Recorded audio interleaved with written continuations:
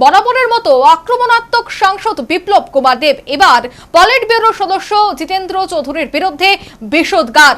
বাম জামানার আদা কেলেঙ্কারি বিপ্লব দেবের ভাষণে বিষয়বস্তু হলো। বুধবার অনুষ্ঠিত হল বিজেপির দক্ষিণ জেলা ভিত্তিক কার্যকর্তা সম্মেলন। বিলুনিয়া শচীন দেববর্মন স্মৃতি অডিটোরিয়ামে এই সম্মেলন অনুষ্ঠিত। অন্যান্য অতিথিদের সঙ্গে নিয়ে প্রদীপ জ্বালিয়ে এবং বিজেপির প্রতিষ্ঠাতা নেতৃত্বের প্রতিকৃতিতে ফুলমালা দিয়ে সম্মানের আনুষ্ঠানিক উদ্বোধন করলেন রাজ্যের প্রাক্তন মুখ্যমন্ত্রী রাজ্যসভার সাংসদ বিপ্লব কুমার দেব। সম্মেলনে নিজ ভাষণে বরাবরের মতো আক্রমণাত্মক বিপ্লব কুমার দেব নাম উল্লেখ না করে এবার পলিট ব্যুরো সদস্য জিতেন্দ্র চৌধুরীর বিরুদ্ধে নিজ ভাষণে তিনি বিষোদগার করলেন।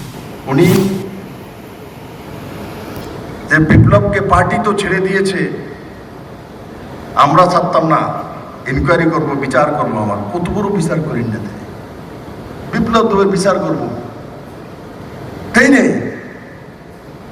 চুরি জোচ্চুরি সব করছে, আধা কেলেঙ্কারির কথা মনে করে আমি তো করছি না, আরেকজন করছে, স্বীকার তো করছে, হয়েছে তো হয়েছে।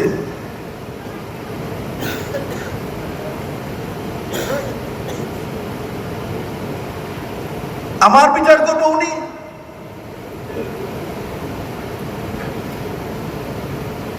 কত বড় নেতা হয়ে গেছে তিনি।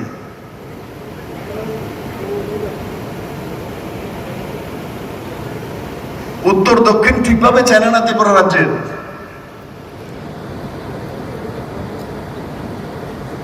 উনি ভারতীয় জনতা পার্টির বিপ্লব দেবের বিচার করেন। শুধু তাই নয়, মুখে নাম উল্লেখ না করে জিতেন্দ্র চৌধুরী রাজনৈতিক ক্যারিয়ার নিয়েও প্রশ্ন তুলেন। জনজাতি হয়েও 2023-এ সাবরুম থানার আসনে জিতেন্দ্র বাবুর প্রার্থী হওয়ার বিষয়টিকে তির্যক করলেন বিপ্লব কুমার দেব। ঠিক আছে, পার্টির সাংগঠনিক বিষয় হোক, চন্দ্রলোকে তিনি চলে যান, কিন্তু উনি এসটি হয়ে একটা এসটি সিটে দাঁড়ানোর মতো হিম্মত করেনি, শান্তির বাজারে দাঁড়ানোর হিম্মত নেই,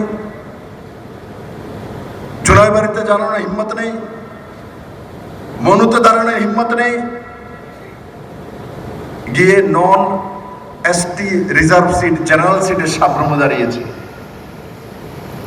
আর মহারাজ প্রদ্যুৎ কিশোর মানিকের যদি লেজ না ধরতো, ওখানে জামানত জব্দ হয়ে যেত। ওই নেতার স্বীকার্যই নেই, নিজের বাড়ি যেখানে সেখানেই এসটি সিটে দাঁড়াতে পারে না, এসটিরা ভোট দেবে না। এই তো কমিউনিস্টের পরিণতি ত্রিপুরা রাজ্যে।